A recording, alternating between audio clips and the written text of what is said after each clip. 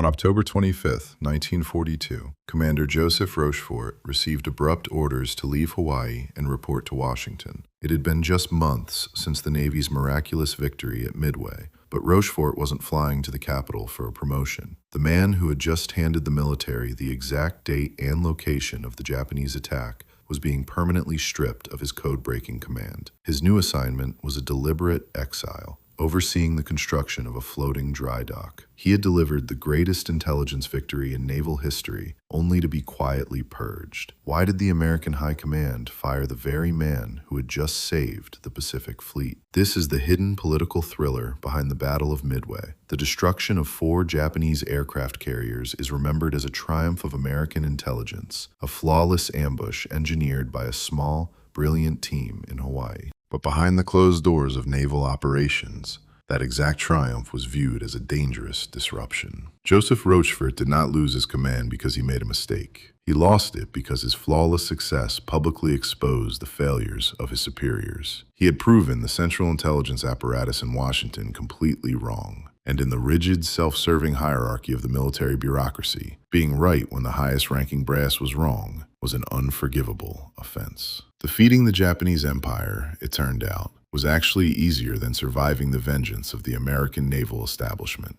This is a story about the terrifying reality of institutional power. It is about a sprawling chain of command that was more willing to forgive its own catastrophic errors than to reward a subordinate who had defied it and won. The very code-breaking breakthrough that turned the tide of the Pacific War became the precise weapon used to destroy the man who made it happen. To understand how this happened, how the architect of the greatest naval ambush in history was methodically executed by his own bureaucracy, we have to go back to the exact moment the institutional noose first began to tighten. We have to return to the immediate aftermath of the battle, right at the absolute peak of his glory, when a trap was no longer being set for the Japanese fleet, but for Rochefort himself. The trap began to close on June 6, 1942. The smoldering wrecks of the Japanese strike force were still slipping beneath the surface of the Pacific when Admiral Chester Nimitz called a small, informal meeting at his headquarters in Pearl Harbor. He wanted to acknowledge the architect of the impossible victory.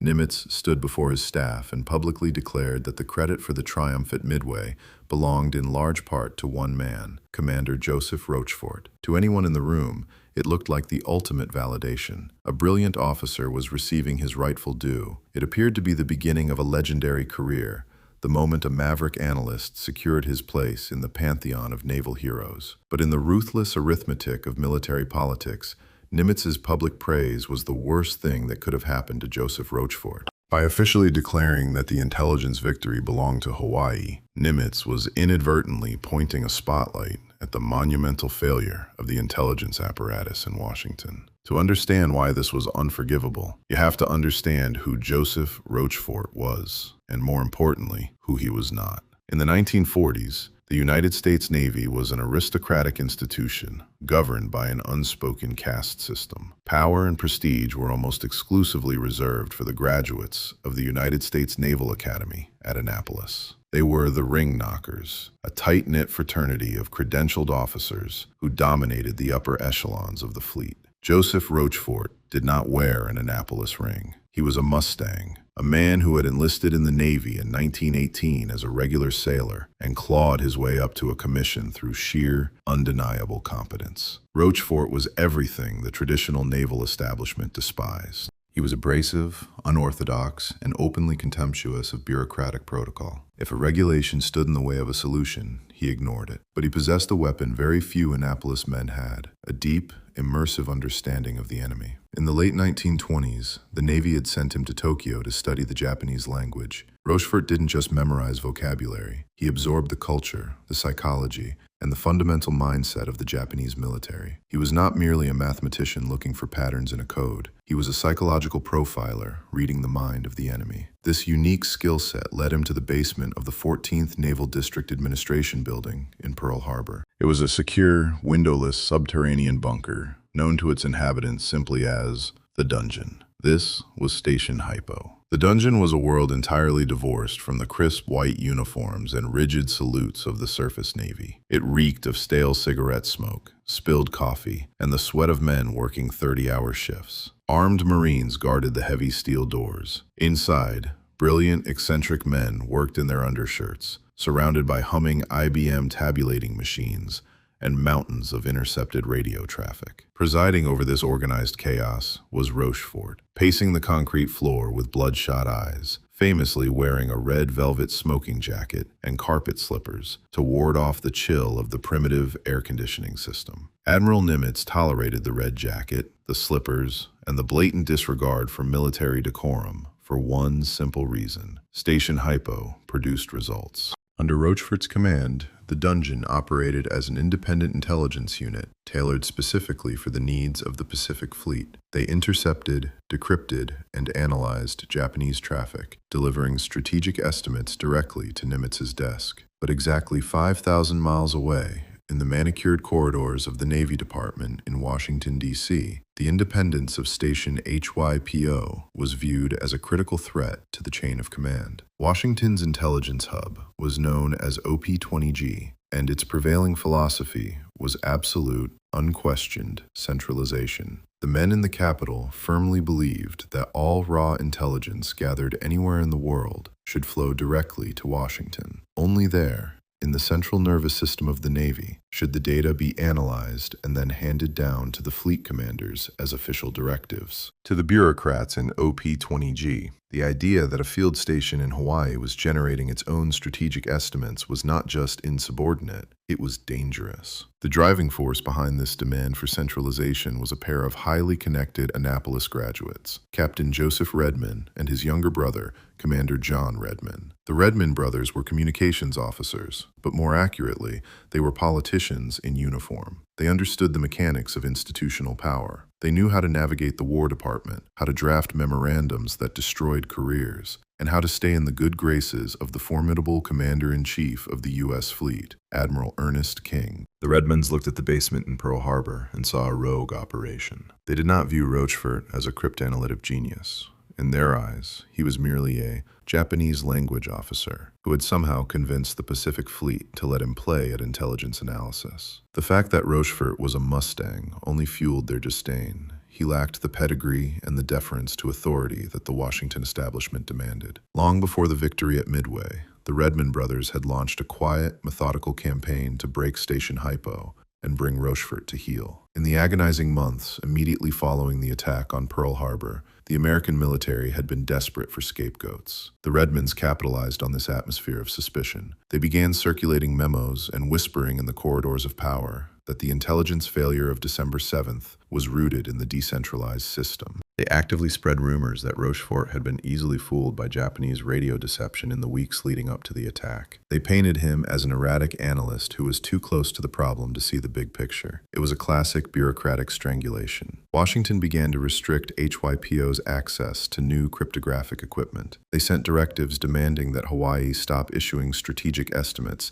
and limit themselves entirely to the mechanical task of intercepting signals and forwarding the raw data to the capital. They wanted the dungeon reduced to a mere relay station, obediently feeding the centralized machine of OP-20G. The conflict was fundamentally ideological. It was a clash between the raw, results-driven talent fighting for survival in a Hawaiian basement and the credentialed, status-obsessed bureaucracy guarding its authority in the capital. The Redmonds genuinely believed that a unified, centralized command structure was the only way to win a global war. Rochefort knew that routing critical, time-sensitive intercepts through a labyrinth of Washington bureaucrats, men who didn't understand the enemy's psychology, was a recipe for absolute disaster. By the spring of 1942, the Redmond brothers believed they were winning the administrative war. They were systematically tightening the leash on Station HYPO, cutting off its bureaucratic oxygen. They were confident they had the rogue cryptanalyst boxed in, ready to be marginalized at their convenience. His career appeared to be on life support, sustained only by Nimitz's temporary goodwill. But their carefully constructed plan to seize absolute control over the Navy's intelligence flow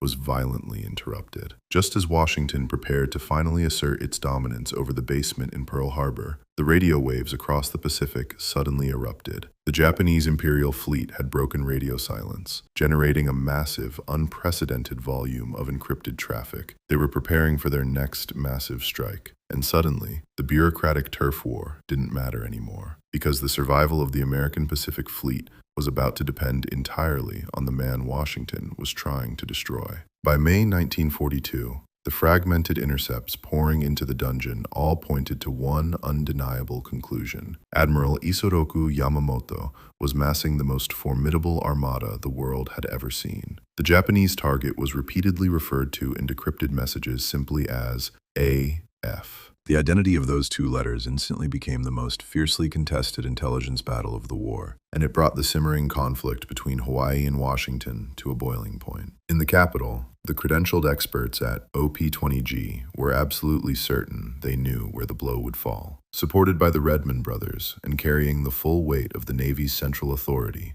they insisted that AF was a target in the South Pacific, likely Port Moresby, or perhaps even the American West Coast. They drafted official estimates, warning that any enemy activity near Hawaii or the Central Pacific was merely a diversion. In his windowless basement, Joseph Rochefort vehemently disagreed. He wasn't just reading code. He was analyzing the logistical footprints of the enemy fleet. He looked at the traffic volume, the specific units being mobilized, and the psychology of the Japanese command. He concluded with absolute certainty that AF was Midway Atoll. The bureaucratic standoff was absolute. Washington dismissed Rochefort's assessment as the erratic guesswork of an insubordinate field analyst. Admiral Nimitz was trapped in the middle. He was being pressured by the highest echelons of his own command structure to deploy his meager remaining forces far to the south. If he followed Washington's orders and they were wrong, the Japanese would take Midway and secure a staging ground to threaten Hawaii. If he listened to Rochefort and the basement was wrong, the Pacific Fleet would be annihilated in a blind trap,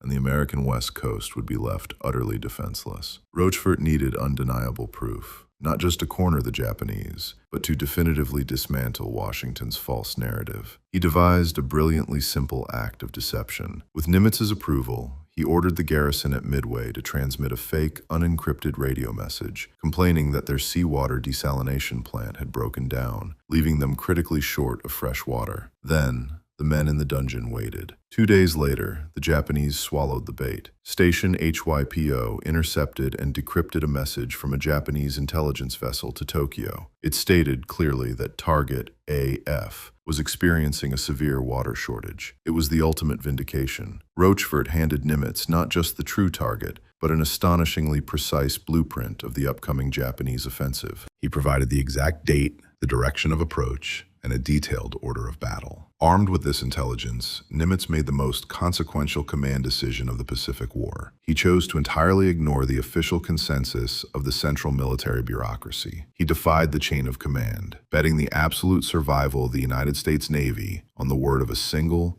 abrasive cryptanalyst wearing carpet slippers. It was a terrifying gamble. But by trusting the rogue operation over the institutional machine, Nimitz was able to slip his remaining carriers into a perfect ambush position. The result was total devastation for the Japanese Empire. Over the course of a single morning, the Imperial Navy lost 4 irreplaceable fleet carriers. The tide of the war in the Pacific was permanently reversed. Nimitz had won the ultimate high-stakes wager. But as the smoke cleared over the burning Japanese hulls, the internal dynamics of the American Navy rapidly shifted. The trap had worked flawlessly, but acknowledging the architect of that trap was about to become a politically fatal act. Because the devastating ambush at Midway didn't just sink the Japanese fleet, it publicly humiliated the Central Command in Washington, proving beyond a shadow of a doubt that the Redmond brothers and their powerful centralized bureaucracy had been completely catastrophically wrong. The sheer scale of the victory at Midway created an immediate and profound crisis within the American naval establishment. If Chester Nimitz officially and publicly declared that Station HYPO was the primary source of the intelligence that won the battle, the implications for Washington would be devastating. It would be an undeniable, documented admission that the centralized intelligence apparatus, the system championed by the Redmond brothers and OP-20G, was catastrophically wrong. It would expose the fact that the capital had aggressively pushed a false narrative, insisting the attack would fall elsewhere, and had nearly maneuvered the Pacific Fleet into a fatal blunder. Acknowledging Rochefort's genius meant acknowledging Washington's incompetence, and in a bureaucracy built on status and infallible authority, incompetence is rarely punished as severely as the act of exposing it. To understand the magnitude of what Rochefort had achieved, you have to look at the reaction of the enemy. In Tokyo, the initial shock of the devastating ambush rapidly gave way to a cold, terrifying realization. The Imperial Japanese Navy had not just been unlucky, they had been mathematically dismantled. As the survivors of the sunken carriers were pulled from the sea and the reports filtered back to the high command, the Japanese intelligence officers began to piece together the mechanics of the disaster. They looked at the precise positioning of the American carriers, waiting silently exactly where they needed to be. They analyzed the timing of the strikes. The conclusion they reached was deeply unsettling. Their communications had been read. The Japanese High Command, which had absolute faith in the impenetrable complexity of their naval codes, was forced to recognize the sheer, terrifying brilliance of the American intelligence operation. They realized that someone, somewhere, had looked at their most guarded secrets and predicted their every move with flawless accuracy. This enemy realization elevated the achievement of Station HYPO to a level of almost unimaginable strategic impact. It also made Washington's initial blindness look even more profoundly incompetent. If the Japanese could see the genius of the trap, why couldn't the American High Command? Admiral Nimitz, operating from his headquarters in Pearl Harbor, recognized the debt he owed to the men in the basement. He understood that without Rochefort's relentless defiance of the Washington Consensus, the Pacific Fleet might have ceased to exist. On June 8, 1942, just days after the final Japanese ships retreated, Nimitz drafted a formal recommendation. He submitted Joseph Rochefort's name for the Distinguished Service Medal, the Navy's highest non-combat award. In his recommendation, Nimitz explicitly cited Rochefort's exceptional analytical ability and his indispensable role in securing the victory at Midway. It was a clear, unambiguous attempt to protect his intelligence chief and solidify the independence of Station HYPO. It was a reward that Rochefort had earned 10 times over. But the recommendation had to pass through Washington. It landed on the desk of Admiral Ernest King, the austere, fiercely territorial commander-in-chief of the United States Fleet. King was an Annapolis man, a firm believer in the rigid chain of command, and a powerful ally of the Redmond brothers. The response from Washington was swift and calculated. King denied the medal. He did not attack Rochefort directly. Instead, he used a seemingly neutral, procedural excuse. He argued that it was fundamentally improper to single out one individual codebreaker for an award. Cryptanalysis, King claimed, was the result of a massive, collective system, and no single officer could be credited for a victory that belonged to the entire centralized intelligence apparatus. It was a masterclass in bureaucratic deflection. By denying the medal, King effectively erased Rochefort's individual agency and folded the triumph of Midway neatly into the official narrative of OP-20G. Behind this polite procedural denial, however, a much darker, far more ruthless offensive was already underway. The Redmond brothers saw their opportunity. The victory at Midway had made Rochefort a hero to Nimitz, but it had also made him the most dangerous man in the Navy to their own ambitions. They could not allow a Mustang officer running a rogue basement operation to dictate the future of naval intelligence. They needed to destroy his credibility and dismantle his command before Nimitz could further consolidate his power. On June 20th, just 2 weeks after the battle, the counterattack was launched. Captain Joseph Redmond submitted a blistering, highly classified memorandum to the highest levels of naval leadership. It was a calculated act of character assassination. Redmond did not mention the victory at Midway. He did not mention that Rochefort had saved the fleet. Instead, he painted a picture of Station HYPO as a chaotic, poorly managed unit operating outside the bounds of military discipline. He claimed that the Hawaiian intelligence operation was inefficient and dangerously decentralized. But the most devastating blow was aimed directly at Rochefort himself. Redmond dismissed the architect of the Midway ambush as nothing more than a former Japanese language man. He argued that Rochefort lacked the executive ability and the technical cryptographic expertise required to manage a modern intelligence center. It was a deliberate, insulting minimization of the man who had just outsmarted the entire Japanese empire. The bureaucracy was weaponizing Rochefort's own success against him. The Redmonds argued that because the intelligence operation had grown so vital, it was now far too important to be left in the hands of a disorganized field officer. They demanded that all cryptographic control be instantly centralized in Washington under OP-20G. The men whose assessments had catastrophically failed just weeks prior were now secretly engineering the professional execution of the man who had saved them. While the American public celebrated the turning point of the war, blissfully unaware of the internal bloodletting, the architect of that victory was being systematically cornered. The institutional noose was tightening, and even the commander-in-chief of the Pacific Fleet was beginning to realize that he was running out of options to protect his most valuable officer. It is a comforting myth that Admiral Nimitz simply stood by while his best intelligence officer was politically executed. The reality was much more desperate. Nimitz fought back. As the memorandums from Washington grew increasingly hostile, the Pacific Fleet commander attempted to build a bureaucratic fortress around the dungeon. He proposed the creation of a massive, unified intelligence center for the Pacific Theater, a new, elevated structure that would consolidate radio intercepts, prisoner interrogations, and aerial reconnaissance. And Nimitz made it explicitly clear who he wanted running it: Commander Joseph Rochefort. Nimitz was actively trying to promote the man Washington was trying to destroy, throwing his enormous wartime prestige over the basement in Pearl Harbor to shield his cryptanalysts. But this fierce defense only accelerated the crisis, exposing a terrifying paradox at the very heart of the American military structure. Chester Nimitz possessed an almost incomprehensible level of destructive authority. He commanded millions of square miles of open ocean. He held the power of life and death over tens of thousands of sailors. He was powerful enough to look at the overwhelming numbers of the Japanese combined fleet and push his last functional aircraft carriers into a seemingly suicidal clash, successfully outsmarting Admiral Isoroku Yamamoto. Yet, for all his battlefield supremacy, Nimitz lacked the one power he needed to save his intelligence chief. He could not dictate the administrative architecture of his own navy. The chain of command was a rigid, unforgiving syndicate.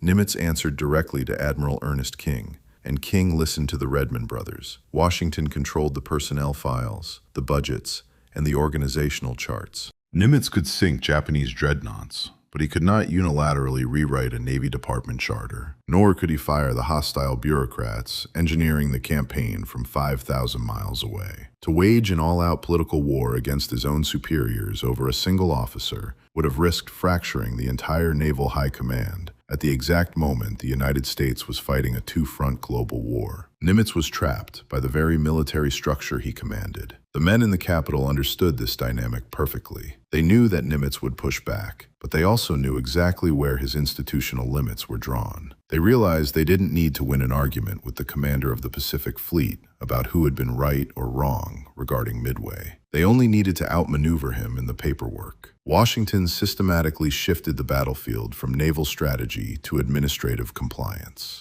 By moving the dispute into the sterile realm of departmental jurisdictions, OP-20G completely neutralized Nimitz's battlefield authority. The shield Nimitz had provided was holding back the Japanese Empire, but it was cracking under the weight of his own capital. Washington possessed the ultimate, unappealable weapon in military politics, the personnel transfer order, and they were quietly preparing their final lethal strike. On October 25th, 1942, the lethal strike finally landed. The Navy Department issued a set of official orders directing Commander Joseph Rochefort to temporarily leave his basement in Hawaii and report to Washington, D.C. Ostensibly, the trip was to discuss Admiral Nimitz's proposal for the new Unified Intelligence Center. Rochefort, exhausted but still deeply committed to the war effort, packed his bags. He left the humming IBM machines, the armed Marine guards, and the stale air of the dungeon behind, stepping onto an airplane bound for the capital. He was walking blindly into a bureaucratic firing squad, When Rochefort arrived in the manicured offices of the Navy Department,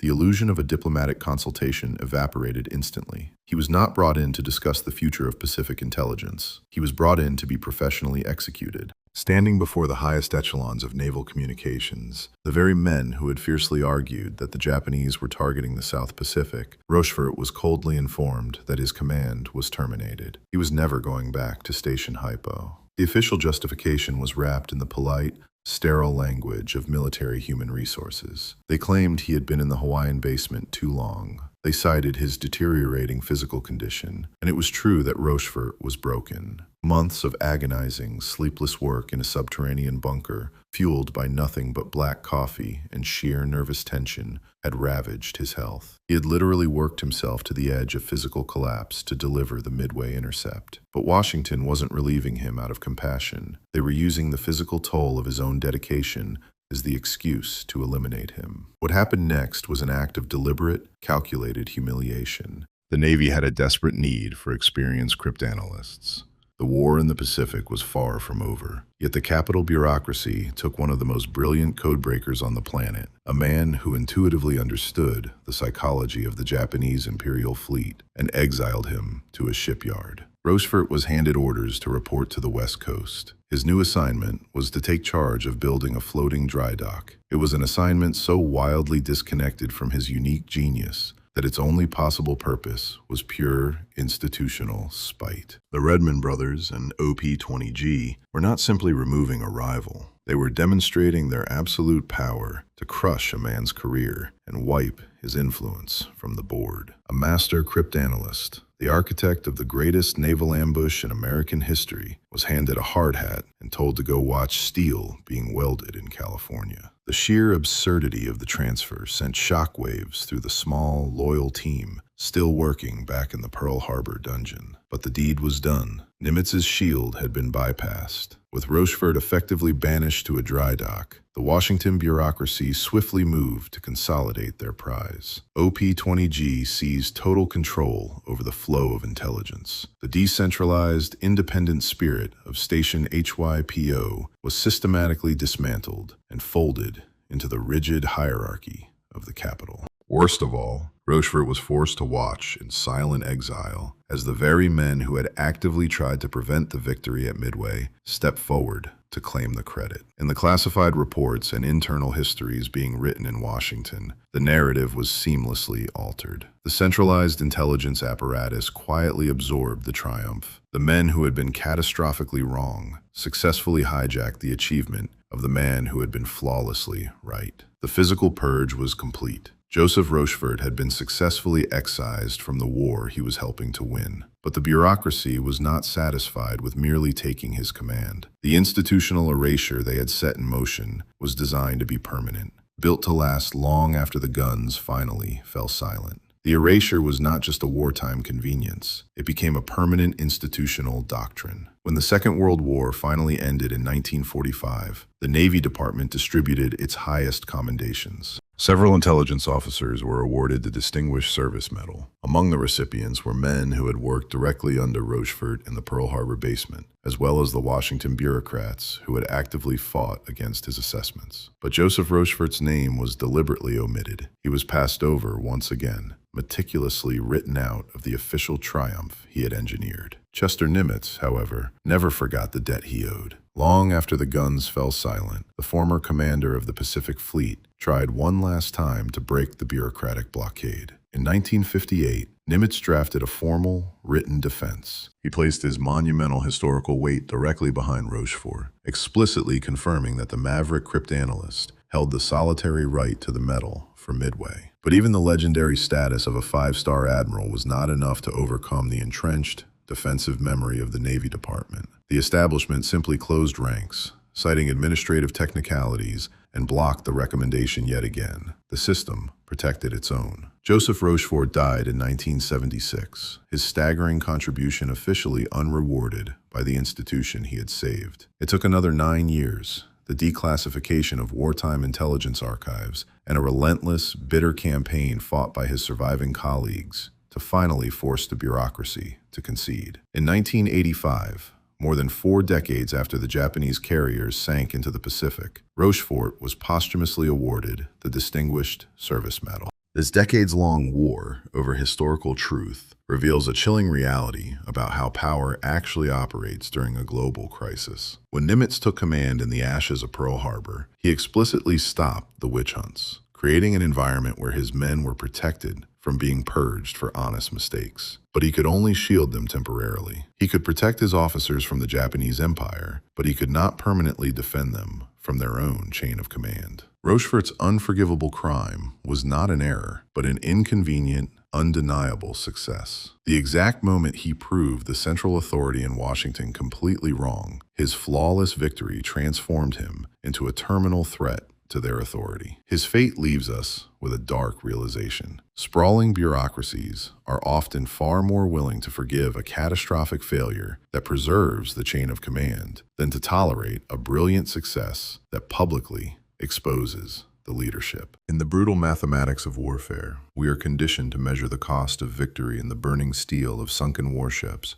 and the lost lives of pilots plunging into the sea. But the destruction of Station HYPO reveals a different, far more insidious casualty of the Pacific conflict. Joseph Rochefort survived the Japanese Empire, only to be methodically destroyed by the very American institution he had just rescued from total annihilation. His exile stands as a permanent, haunting warning about the architecture of military power. When a sprawling, self-serving system is forced to choose between acknowledging its own catastrophic blindness and eliminating the lone subordinate who turned on the light, the institution will always choose the dark. The ultimate, tragic casualty of the Battle of Midway was the architect of the ambush itself.